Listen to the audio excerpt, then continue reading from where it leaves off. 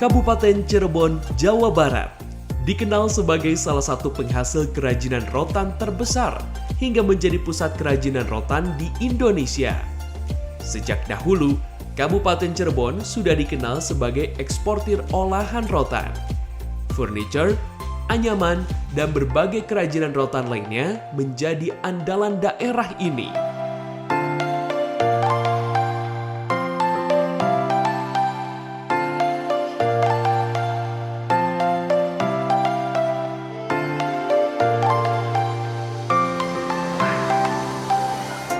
Halo pemirsa Sang Kreator, Cirebon merupakan salah satu daerah yang mempunyai pengrajin rotan terbaik yang ada di Jawa Barat.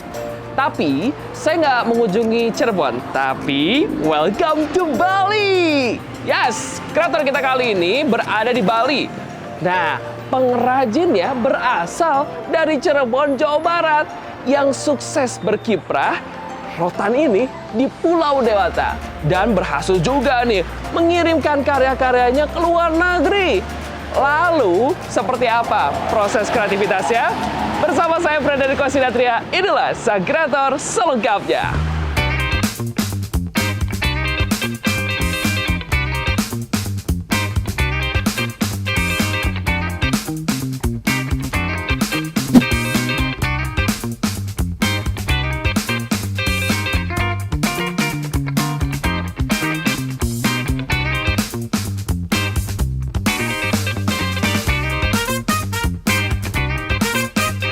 Berasal dari Kabupaten Cirebon dan berbekal pengalamannya dalam mengolah rotan menjadi beragam kerajinan fungsional untuk keperluan rumah tangga, Haji Burhan mengadu peruntungan di Tanah Bali, surganya wisatawan. Haji Burhan, sang kreator kita kali ini juga tidak kalah dengan saudara-saudaranya di Kabupaten Cirebon. Ia pun mengekspor olahan rotan ke mancanegara, di antaranya Spanyol dan Prancis.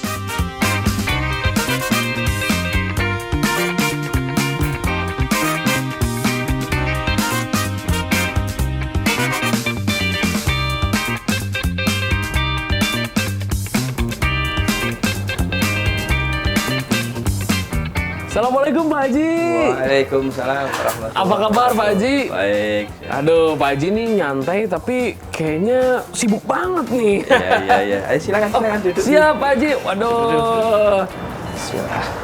Pak Haji, Niko pengen nanya nih. Ini kan episode Bali nih. Ya. Nggak pas, alhamdulillah sekarang Pak Haji bisa berkenan dan bertemu dengan Iko gitu dalam acara Sang Kreator ya. Pemirsa Sang Kreator juga nanti ingin tahu sebenarnya kerajinan rotan yang ada di Bali ini tuh seperti apa perkembangannya ya. Nah Pak Haji, Iko pengen tahu dulu nih awal mula Pak Haji turun ke dunia rotan itu kenapa sih Pak Haji tertarik dengan dunia rotan Pak Haji? Oh, awalnya dulu di tahun 99 saya ke Bali. Terus belum di sini tapi di Denpasar. Rotan sama batik. Karena saya Pekalongan, orang tua batik, pembatik. Terus istri orang Cirebon, rotan.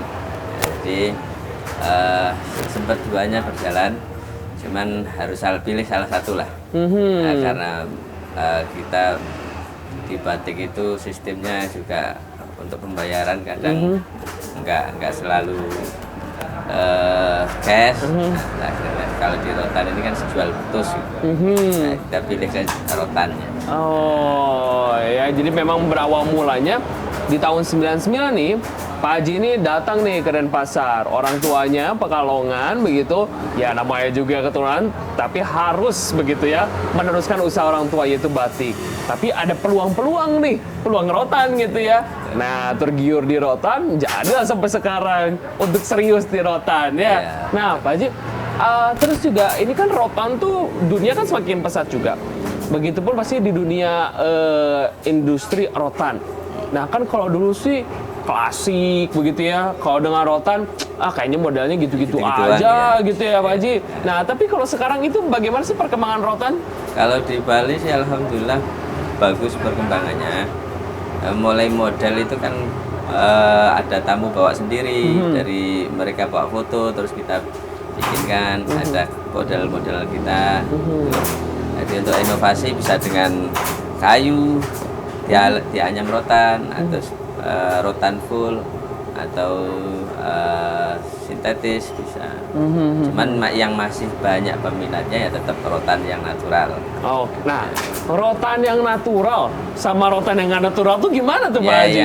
yang sekarang kan ada rotan tembakannya kan sintetis itu. Oh, Plastik lah. Oh iya iya iya. Kalau kita bilangnya inilah rotan natural kan.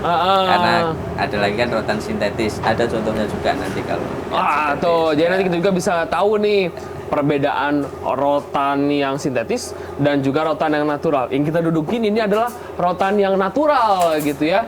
Jadi ini yang menjadi ciri khas dan yang masih banyak diminati oleh orang-orang juga ya. Nah Pak Haji, untuk model-modelnya, Pak Haji ini mendapatkan ide itu dari mana sih Pak Haji? Model itu tadi kan ada yang dari tamu bawa sendiri, katalog, ada dari kita sendiri, dari sudah dari dulunya lah ada seperti itu yang kita bikin kan. Jadi sesuai permintaan customer juga bisa lah. Wah, berarti nih kreator kali ini Pak Haji nih bisa custom juga ya? Bisa. Misalnya Pak Haji, saya punya model kayak gini, bisa nggak dibuatin? Bisa. Apapun. Semua bisa, apapun dari rotan bisa. Waduh, mantep banget. Nah, Pak Haji dari 99 udah ada di Denpasar begitu kan. Sekarang juga di Ubud gitu kan. Perkembangannya sangat pesat sekali begitu. Nah, permintaan. Kalau permintaan dari dalam negeri ini masih banyak atau enggak? Kalau dari dalam negeri itu paling ya orang-orang lokal Jakarta, ke Bogor, atau ke Surabaya. Ada sih, cuman nggak terlalu banyak juga.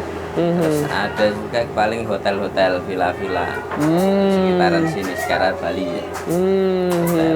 Jadi memang sangat mendukung sekali ya interior dari rotan ini karena bisa menambah estetik dan juga ya naturalnya itu yang menjadi nilai daya ekonomi yang tinggi. Pak Haji, saya ngeliat di situ ada rotan yang berwarna hitam. Itu sintetis atau bukan? Itu warna rotan asli, jadi dipakai warna.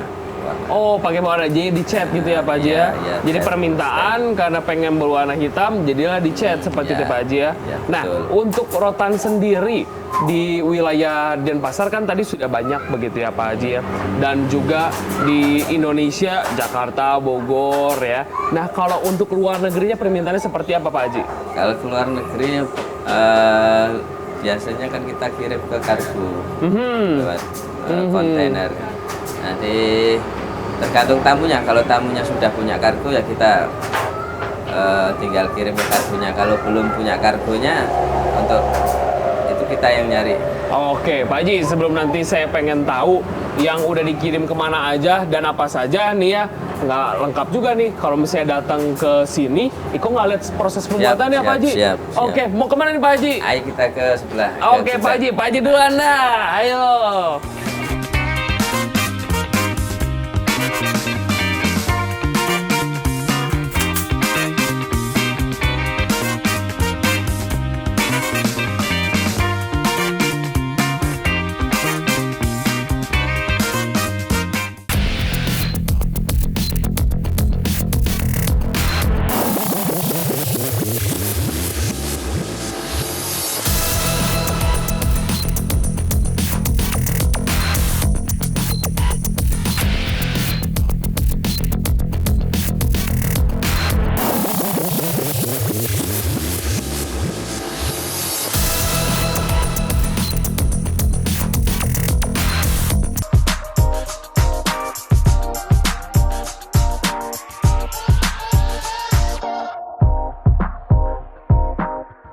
Di galeri sekaligus workshopnya yang terletak di Ubud, Gianyar, Bali, Pak Haji Burhan setiap hari memulai usahanya memproduksi kerajinan rotan sesuai pesanan dari pembeli yang banyaknya dari mancanegara. Dibantu para pekerjanya yang umumnya laki-laki dan berasal dari berbagai daerah, mereka membuat furniture dan kelengkapan rumah tangga lainnya.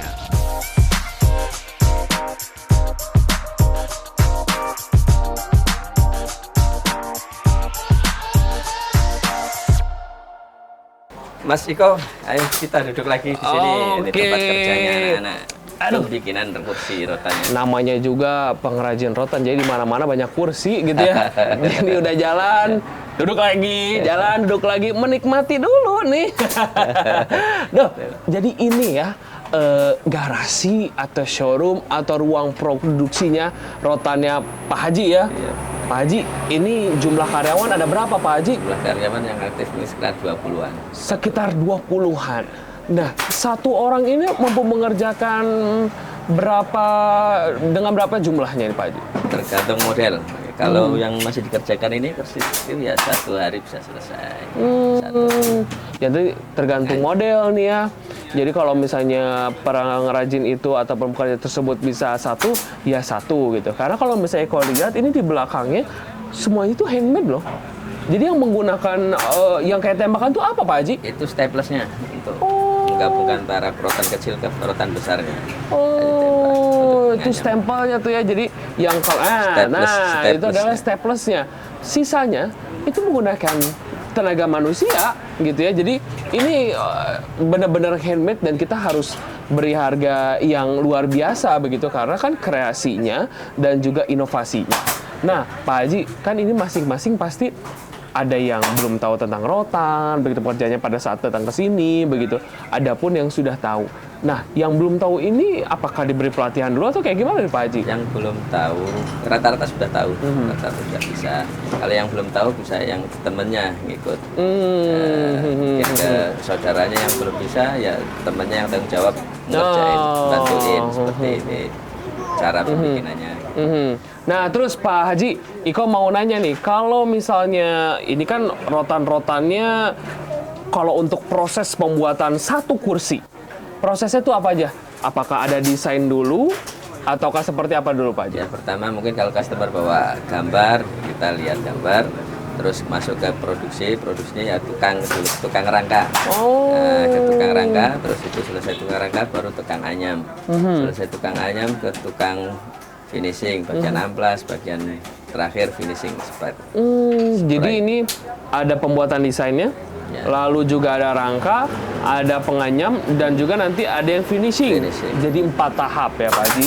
Nah, kalau misalnya Iko lihat juga di sini kan memang semuanya sudah terlatih-latih gitu ya. Dan juga semua di sini bahan bakunya sudah ada. Untuk pemilihan bahan baku bagaimana tuh Pak Haji? Pemilihan bahan baku kita pakai yang rotan rangkanya, kita pakai yang tohiti, yang ya kualitas AB lah. Yang untuk anyamnya juga seperti itu, yang AB. Jadi bahan selain lebih lentur, lebih gampang. Oke, waduh, Pak Haji, saya mau lihat-lihat nih ya di sini. Ini luar biasa. Ini semuanya kokoh-kokoh, ya. Ini memang kelas A dan kelas B, benar yang dikatakan Pak Haji, nggak kopong gitu ya tuh. Jadi kalau ikut dudukin aman-aman aja. Aman. Nah, Pak Haji, dari ruang penganyam ini begitu ya, ada proses apa lagi Pak Haji? Ikut pengen jalan-jalan lagi lah sama Pak Haji. Kita lihat di sebelah. Oke, ayo Pak Haji.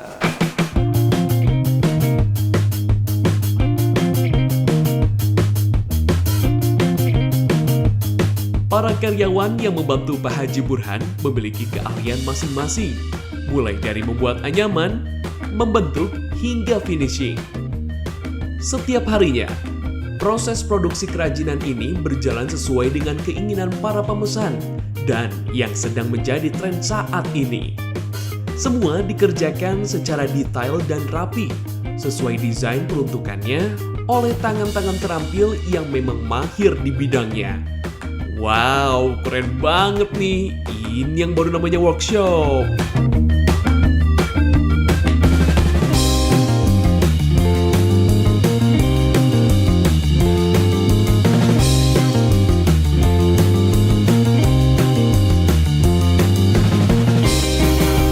Tidak mengherankan jika hasil kerajinan rotan Pak Haji Burhan mampu bersaing dengan para pengrajin lainnya.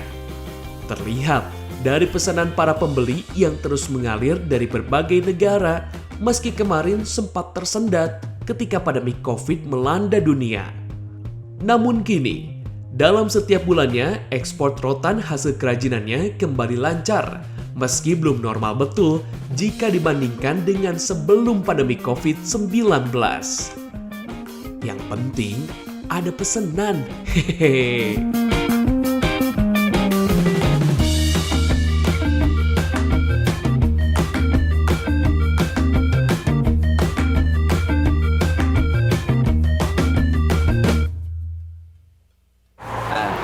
Eko. Ya. Ya, ini sekarang tadi kan sudah lihat prosesi nganyamnya. Sekarang ini finishing awalnya. Oke, jadi ini ada finishing awal dan nanti ada finishing terakhirnya. Terakhirnya. Wah, memang finishing awal sama akhir itu apa bedanya tuh Pak Haji? Finishing awal ini kan sekarang yang tadinya banyak bulu-bulunya, di kompor, dihilangin bulunya, terus nanti dikasih jempol tuh yang lubang-lubang bekas tembakan, staples, tutup pakai jempol, wood filler namanya kalau wood filler. Oh. Nah, setelah itu baru nanti proses gosok, digosok kan, habis digosok nanti hilangin lagi bulu-bulunya, dikomporin lagi. Oh gitu ya, jadi memang kenapa ada finishing 1 dan juga finishing 2 atau finishing awal dan juga finishing akhir begitu ya. Yang awal ini jadi nanti kalau misalnya yang bulu-bulu terbersihin, terus juga ada sisa-sisa bolong-bolong itu dikubon gitu ya. Nah jadi istilahnya diisi lagi gitu Dempul, ya, didempul begitu ya. Nah jadinya nanti rapih banget. Nah ini untuk misalnya finishing awal berapa lama tuh Pak Haji? Pasti kan berbeda dengan kalau misalnya tadi menganyam katanya satu orang biaya 1 karena kan itu handmade. Tapi kalau misalnya untuk finishing awal gimana? Kalau finishing awal sama aja, bisa kalau model gini ya. Nanti selesai gosok langsung di finishing spray, sanding, nanti digosok lagi. Oh gitu. Nah Pak Haji saya pengen lihat nih kalau contoh yang sintetis tuh kayak gimana? Contoh sintetis kebetulan ada. Nah, Oh, jadi ini dia udah istilahnya kayak meteran gitu ya? ya, Oh, ini berbentuknya juga plastik ya. Jadi ini bisa ya ketahuan lah mana yang sintetis, mana yang asli. Kalau yang asli kan kokoh begitu ya. Terus juga warnanya juga berbeda. Kalau ini kan karena menggunakan pewarna, jadi ya berbeda sekali begitu ya. Tapi juga tidak mengurangi ini kualitas kalau misalnya sintetis, Pak Haji berarti kan pakai grade-nya yang bagus juga ya. Tapi ini lebih banyak yang sintetis atau yang natural Pak orang-orang banyak? kalau customer di sini banyak yang natural. Karena kan estetiknya jauh lebih bagus gitu ya Pak Haji. Oke Pak Haji, ini finishing awal. Finishing akhirnya di mana Pak Haji? Di belakang. Oh di belakang. Oke, ayo kita ke belakang.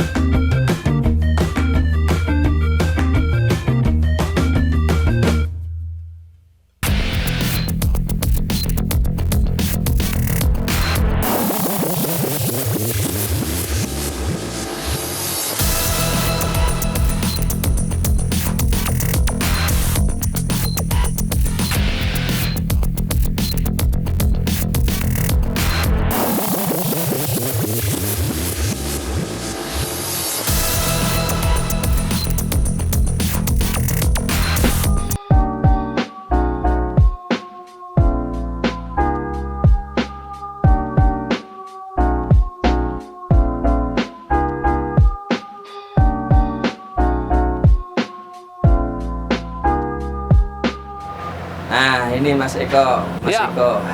finishing terakhir. Oh. Tadi gosok nganyam sudah, terus tukang ngerangka sudah, tukang ngamplas sudah, gosok-gosok area sudah. Sekarang tinggal tukang finishingnya. Oke, boleh lihat lebih dekat nggak? Tapi jangan Boleh, disemprotin ya Mas boleh, ya. boleh. Oke, jadi di sini adalah proses terakhir ya, Ya, Pak Haji ya. proses terakhir. Jadi ini untuk finishing akhir. terakhir. Tadi sudah diamplas, lalu juga dempul. Pokoknya ini udah halus dah. Ya, Terakhir adalah finishing ini biar lebih mengkilat, biar lebih estetik gitu ya. Tergantung warna, mau pakai warna biru, mau tetap natural boleh. Oh, jadi natural, monggo gitu ya. Ataupun yang warna yang lainnya silahkan Kan, gitu ya. mau hitam, mau warna seperti itu, agak kuning-kuningan bisa. Oh, oke. Tadi ada siap. contoh hitam kan? Iya, Sehingga iya, kita betul. Prosesnya ini dari sini. Wah, Pak Haji, kayaknya kalau finishing awal, finishing akhir nih, yang kedua, kayaknya kita nggak bisa lama-lama di sini nih ya. Ya. Karena petugasnya juga pakai masker. Kayaknya bakal jadi, soalnya di sini juga ada blower, ada kipas angin dan lain-lain juga nih pemirsa sang kreator. Jadi ini kayaknya memang harus buru-buru keluar. Ya, tapi kita lihat ke galeri dulu ya. Oke, Pak Haji, makasih pisan, hatur Siap, nuhun. siap, Iko udah datang kembali di sini, disambut dengan luar biasa oleh Pak Haji dan juga para karyawan di sini. Sukses, sehat selalu Pak Haji. Amin, amin. Tapi mohon izin Pak Haji, saya pengen lihat dulu karya-karyanya Pak Haji sama pegawai di sini ya Pak Haji ya. Siap, siap. Nuhun pisan Pak Haji. Ye, Sukses, sama-sama. sehat selalu. Sama-sama. Assalamualaikum. Salam warahmatullahi.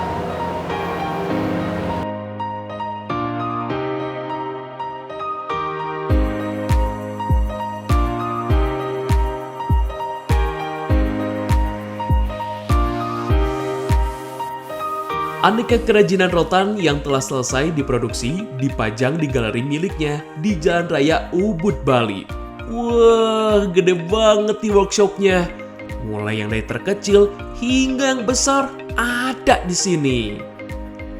Sebagian besar hasil kerajinan ini berbentuk furniture, mulai dari kursi, meja, dan lemari serta cermin yang banyak disukai oleh warga asing karena tidak pernah ketinggalan zaman dan mudah dalam pemeliharaannya.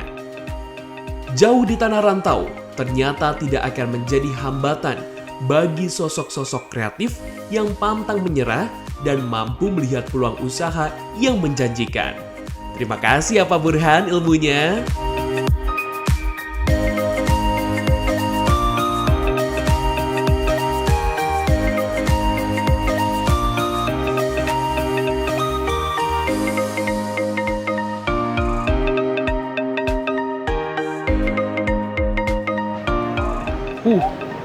Kokoh bener nih.